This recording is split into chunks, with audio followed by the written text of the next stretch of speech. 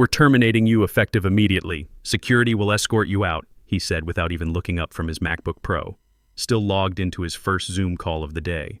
The CEO's son. Day one in the big chair. Me, Kenneth Walsh, 48 years old, watching this kid who I'd mentored through college internships try to end my career with a script. No handshake, no explanation, just a trembling HR rep standing behind him like she was watching someone defuse a bomb with a butter knife. The ink on his promotion paperwork was still wet, and he was already playing executioner. It was 8:15 a.m. on a Tuesday morning in Phoenix. I remember the exact time because I'd been checking my watch, wondering if this emergency meeting would make me late for the quarterly warehouse review. Turns out I wouldn't be making that meeting at all. Theodore Manning Jr. had his designer haircut perfectly styled, his Wharton MBA diploma freshly framed on the wall, and his disruptor confidence inflated like a balloon at a kid's party. He didn't ask questions. He didn't even blink, just read the line off his tablet, word for word. You could tell someone coached him, probably his father or some expensive consultant or the mirror in his corner office bathroom. I didn't flinch or argue. I stood up, adjusted my jacket, and handed over my badge with the kind of calm you learn after 22 years in logistics and 6 years in the Marines before that. He thought he was firing me, thought this was his big move to modernize Summit Transport Solutions. All I said was, "I want to do this right. Tell your father the board meeting in 2.5 hours should be interesting." Then I walked out, past the silent HR rep, past the security guard who looked more confused than concerned, past the framed photo of the founding team in the lobby that included me standing right next to Theodore Sr. when we opened our Phoenix headquarters back in 1998. I was 26 then, fresh out of the Marines, thinking I'd found a good place to build a career. Turns out I'd build something bigger than that. And hey, while I've got you here, if this already feels like the kind of corporate chaos that makes your blood boil, do me a favor. Hit that subscribe button and give it a like. Not because I'm desperate, but because it really helps the team keep digging up these stories and showing what really happens behind those glass doors. You'd be surprised how often the person getting fired is the one holding all the cards. Now, back to our regularly scheduled takedown. See, Theodore Manning Jr. had no idea what he'd just triggered. None at all. He probably thought he was being decisive, showing leadership on day one, making the tough calls that would define his tenure as CEO. What he actually did was activate a legal protocol I'd written into our shareholder agreement 11 years ago, after his cousin tried to fire half our warehouse staff during a budget tantrum. The protocol was called Section 14C. Emergency Succession Protocol, buried deep in the fine print where nobody bothers to read because, honestly, who expects to need something like that? But I'd learned in the Marines that you plan for the worst-case scenario, not the best one. And the worst-case scenario was exactly what had just happened. An unqualified family member getting handed authority they hadn't earned and immediately abusing it. Here's how Section 14C worked, and pay attention because this gets good. If any executive terminated a founding team member without prior board approval, and that executive held no equity stake in the company, then all interim authority got suspended immediately. Not tomorrow, not after a review period, immediately. And voting control reverted to the majority shareholder pending an emergency board meeting within 3 hours. The majority shareholder being me, with 65% of Summit Transport Solutions. Now, you might be wondering how a guy like me, no MBA, no trust fund, no connections, ended up owning 65% of a $125 million logistics company. That's a story worth telling because it didn't happen by accident. It happened through 22 years of saying yes when everyone else said no, taking equity instead of salary bumps, and understanding that real security doesn't come from a job title or a corner office. It comes from ownership. When Theodore Sr. started Summit back in 1998, we were 3 folding tables, a whiteboard, and his vision of revolutionizing Southwest logistics. He was the dreamer. I was the guy who made sure we didn't bounce any checks while he was dreaming. Theodore could see the future of supply chain management, but he couldn't remember if we'd paid the electric bill or accidentally sent a shipment to Tucson instead of Albuquerque. I stepped in, organized everything, stabilized our operations, and secured our contracts. For my trouble, he offered me a VP title in a corner office. I declined, asked for equity instead. "You'd rather own the foundation than sit in the penthouse," he joked. "Exactly," I said. "That was the smartest decision I ever made." While everyone else was chasing titles and salary increases, I was quietly accumulating percentages. Half a point here, a full point there. Stock options instead of bonuses. Voting shares instead of fancy business cards. Every time we closed a major deal or brought in a new investor, I negotiated another slice. By year 7, I was sitting on 18%. By year 15, that had grown to 35%. Then our CFO left in a screaming match over budget allocations. Messy divorce, needed cash fast, offered me his 15% stake at a steep discount. I took it. When Theodore Sr.'s brother tried to sue us for patent infringement and failed spectacularly, he wanted to settle privately and walk away.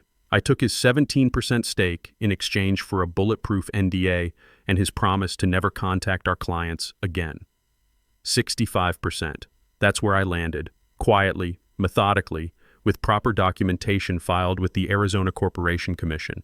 No fanfare, no press releases, just majority ownership of a company that had grown from 3 folding tables to a $125 million operation with 850 employees across the Southwest. And nestled inside that ownership package was Section 14C, waiting like a loaded gun for someone stupid enough to pull the trigger. Theodore Manning Jr. had just pulled that trigger at 8:15 a.m. on a Tuesday morning, terminating the majority shareholder of his own company without cause, without process, and without any legal authority to do so. The countdown had begun. 2.5 hours. That's how long Junior had between his first firing and his first legal nightmare. In that time, I imagine he celebrated, maybe posted something on LinkedIn about tough decisions for digital transformation or streamlining operations for the future. Hell, he probably had the hashtags ready. Leadership, innovation, next-gen, #disruption, or whatever buzzword his personal brand consultant told him to use. Meanwhile, I was already 3 steps ahead. See, I hadn't just walked out of that building empty-handed. I'd walked out knowing exactly what was about to happen, because I'd written the playbook myself 11 years ago. The moment Theodore Jr. read those termination words without board approval, Section 14C went live. And I'd been preparing for this possibility since 6:47 that morning. Yeah, 6:47 a.m., 2 hours before he fired me. Because here's what Junior didn't know about corporate governance. When you're the majority shareholder, you get copies of everything, every email, every memo, every executive decision that gets drafted. His termination order had been sitting in the legal review queue since Monday afternoon, and our automated filing system had flagged it the moment it got approved for execution. So while he was practicing his firing speech in the mirror, I was already at my kitchen table with a cup of coffee, drafting the Section 14C activation notice. Dated, signed, time-stamped at 6:47 a.m., and ready to deploy the moment he pulled the trigger. The board packet had already gone out by 8:30 a.m., 15 minutes after my termination. Priority mail, signature required, delivered to every board member, investor, and general counsel tied to Summit Transport Solutions.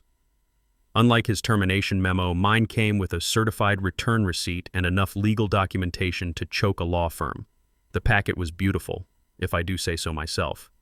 2 inches thick of properly notarized Arizona Corporation Commission filed, SEC-compliant documentation.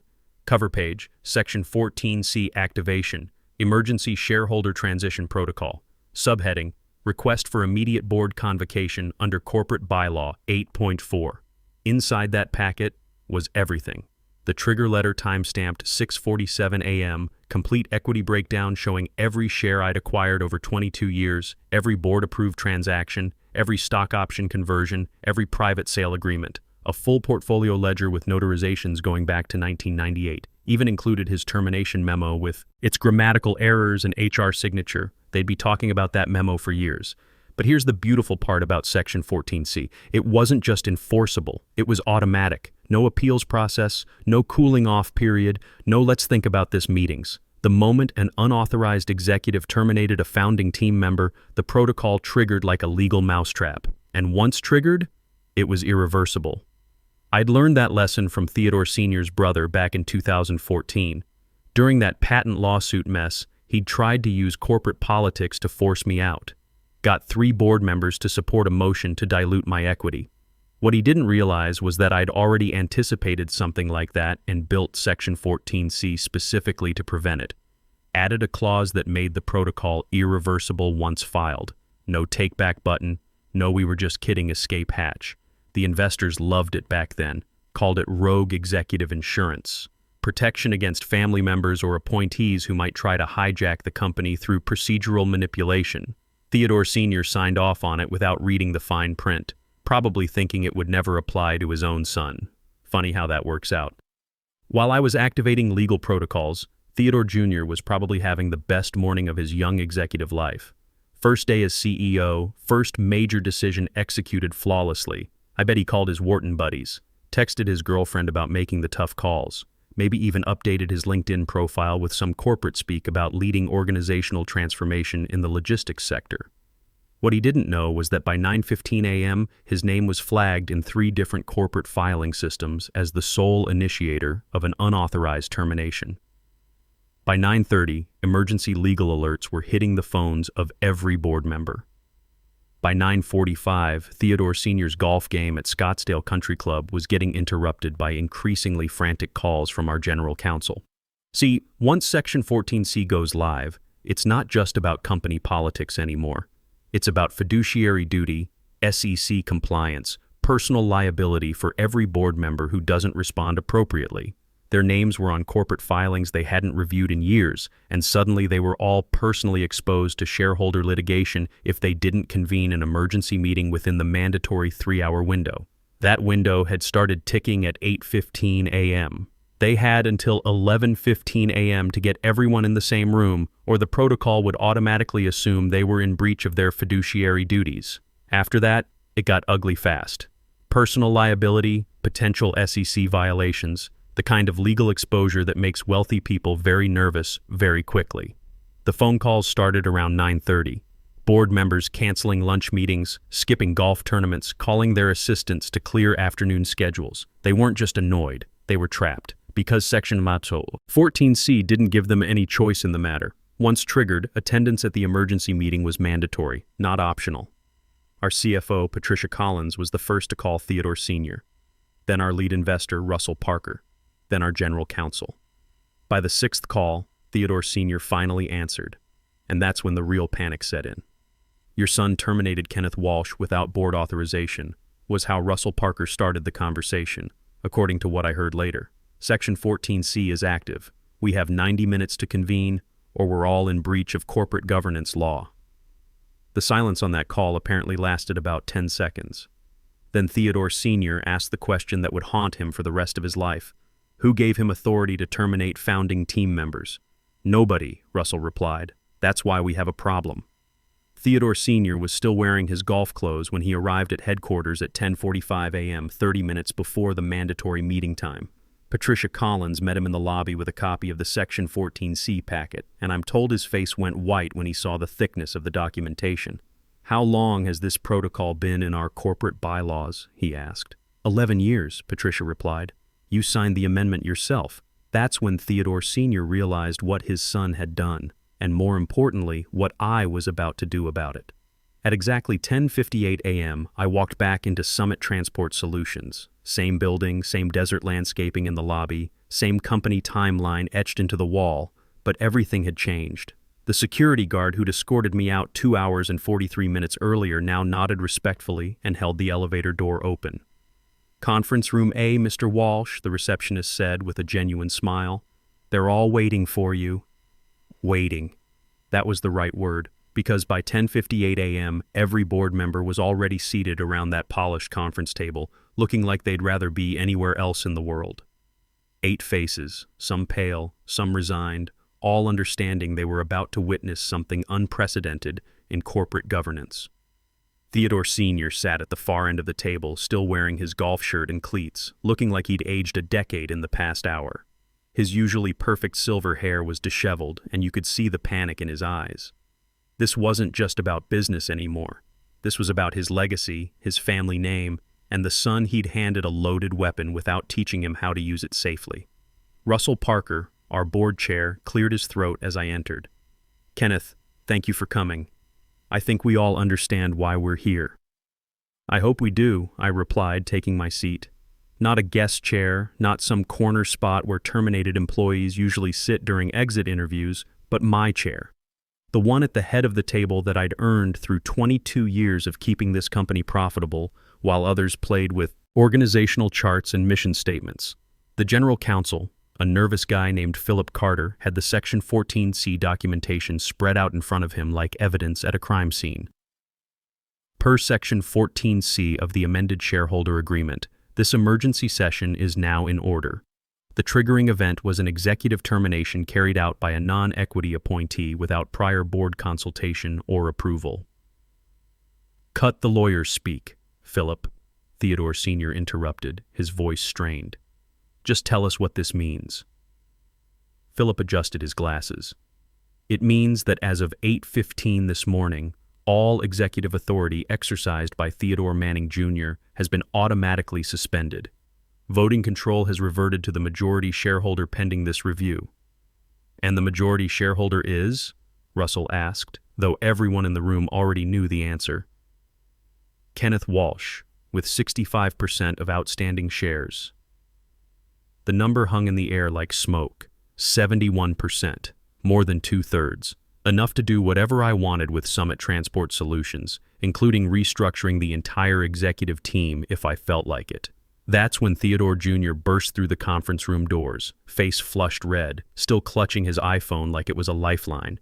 He'd probably spent the last 2 hours frantically calling his Wharton professors, his management consultants, anyone who might tell him how to undo what he'd done. "What's going on?" he demanded, looking around the room like he was searching for allies. "Why wasn't I informed about this meeting? I'm the CEO of this company." The silence that followed was deafening. 8 board members, 1 general counsel, and me, all staring at this 32-year-old who still didn't understand what he'd triggered. "Theodore," I said calmly, "you don't have the authority to call emergency board meetings. You never did." "That's ridiculous," he shot back. "I was appointed CEO by board resolution." "I have executive authority." "You had derivative authority," Philip corrected. "Authority that was conditional on your compliance with corporate governance protocols. When you terminated a founding team member without board approval, you violated those protocols. Section 14C was triggered automatically." Theodore Jr. looked confused, like someone had just told him gravity worked backwards. "What's Section 14C?" Russell Parker sighed deeply. "It's a protocol your father signed into corporate law 11 years ago. Emergency succession procedures for exactly this kind of situation." "What kind of situation?" Theodore Jr. was getting louder now, more desperate.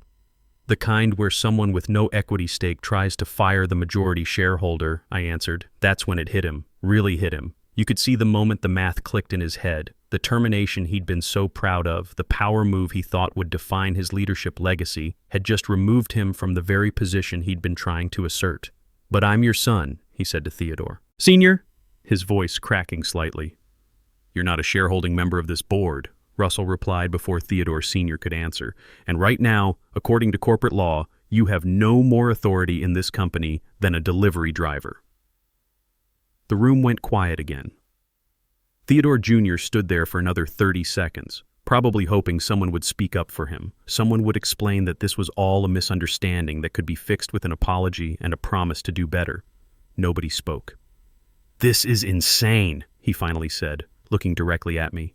"Kenneth, you can't seriously want to destroy everything my father built." I leaned back in my chair, the same chair I'd occupied during hundreds of strategic planning sessions, budget meetings, crisis management calls. The chair I'd earned through 2 decades of making sure Summit Transport Solutions didn't just survive, but thrived. "Your father didn't build this alone, Theodore. He built it with partners. I'm one of those partners. And partners don't get fired by junior employees." Russell called for the formal vote. All in favor of rescinding Theodore Manning Jr.'s appointment as Chief Executive Officer, effective immediately. One by one, hands went up around the table. The CFO, our lead investor, the operations director, the head of legal. Even Theodore Sr., after a long pause that seemed to last forever, slowly raised his hand.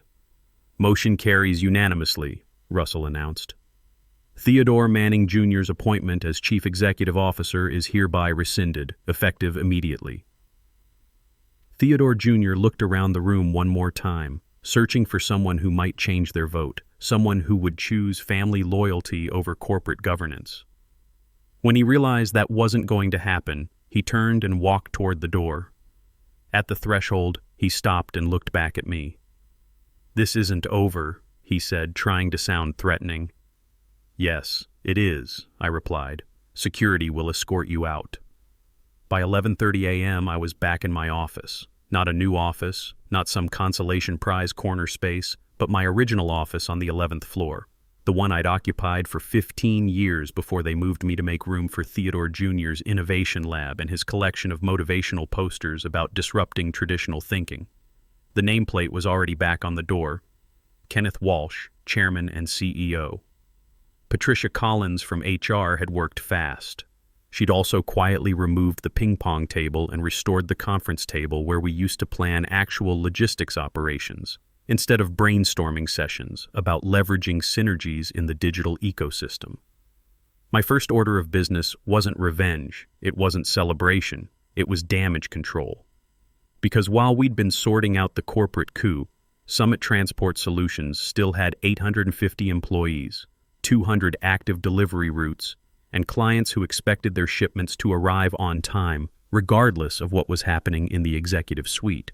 I called an all-hands meeting for 1:00 p.m. Not a Zoom call, not a corporate webinar with prepared remarks, but an old-fashioned gathering in our main warehouse where people could ask real questions and get straight answers.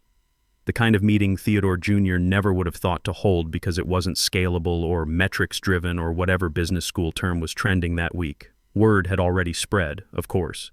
In a company our size, news travels faster than our delivery trucks.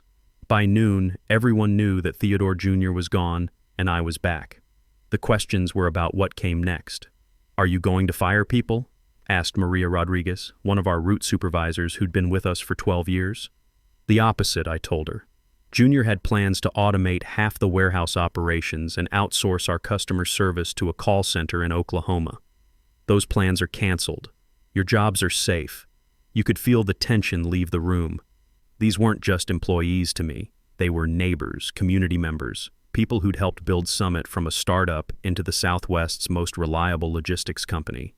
Theodore Jr. saw them as line items on a spreadsheet to be optimized. I saw them as the reason we succeeded. "What about the automation project?" asked Danny Kim from our IT department. "We've already spent $2.3 million on new software systems. We'll keep the parts that actually improve efficiency," I said. "But we're not replacing people with algorithms just because some consultant said it would increase profit margins by 3%. Good logistics requires human judgment, not just data points." That got some nods from the warehouse crew. They'd been dreading the automation rollout, knowing it meant layoffs disguised as workforce optimization. Now they could focus on doing their jobs instead of worrying about being replaced by machines. The afternoon was spent reviewing Theodore Jr.'s other brilliant initiatives. The rebrand to Summit Logistics Solutions with a $400,000 logo redesign was scrapped. The plan to relocate our headquarters to a trendy downtown high-rise was canceled. The proposal to eliminate our profit-sharing program in favor of competitive individual performance bonuses went straight into the trash. Instead, we went back to basics, the things that had made Summit successful before Theodore Jr. decided we needed to be more like Amazon or FedEx or whatever tech company was his inspiration that week. Personal relationships with clients, reliable service, fair wages for good work, making promises we could keep instead of disrupting industries we didn't understand. Theodore Sr. stopped by my office around 4:00 p.m. He looked exhausted, like he'd been carrying a weight for months and had finally put it down. "I owe you an apology," he said, settling into the chair across from my desk. "I should have seen this coming." "Your son isn't a bad person," I replied. "He's just young and overconfident. Happens to a lot of smart kids who get handed responsibility before they've earned wisdom. He could have destroyed everything we built, but he didn't. The company's fine. The employees are fine. We'll be back to normal operations by tomorrow morning." Theodore Sr. nodded slowly. "So what happens now?" "With the company structure, I mean." That was a fair question. I now controlled 65% of Summit Transport Solutions, which meant I could do whatever I wanted. Fire Theodore Sr., restructure the entire executive team, sell the company to our biggest competitor. The board would have to approve whatever I decided. You stay on as president, I said. Same job you've been doing for 25 years. I'll handle day-to-day operations and strategic planning. We go back to the partnership that worked before family politics got in the way. His relief was visible. And Theodore Jr. gets a severance package and a recommendation letter if he wants to find work somewhere else, but he's banned from company property and any contact with our clients. Some bridges can't be rebuilt. He's going to blame you for this. Let him. I didn't fire myself this morning. He did that all by himself. By 6 p.m., Summit Transport Solutions was running normally again. Delivery schedules were back on track. Client calls were being returned. The crisis was over before most of our customers even knew there had been a crisis. I stayed late that evening, not because there was urgent work to do, but because I wanted to walk through the warehouse one more time. Past the loading docks where drivers were preparing tomorrow's routes, past the customer service desk where Patricia was helping a client track a delayed shipment, past the break room where the third shift was gathering for their evening briefing. This was what Theodore Jr. never understood. Summit Transport Solutions wasn't just a business to be optimized or a market to be disrupted. It was a community, a place where people came to work, earned good wages, and went home to their families knowing they'd contributed something valuable. You don't fire the majority shareholder of a company like that. You especially don't fire him on your first day and expect to survive the experience. Sometimes power isn't loud or flashy. Sometimes it's patient, strategic, and impossible to terminate. Sometimes the person you underestimate is the person who built the very ground you're standing on. And sometimes, when entitled leadership finally meets earned authority, justice is served quietly, legally, and permanently. Subscribe if you want more stories about what really happens when corporate nepotism crashes into corporate reality. Trust me, you'd be surprised how often this plays out in America's boardrooms.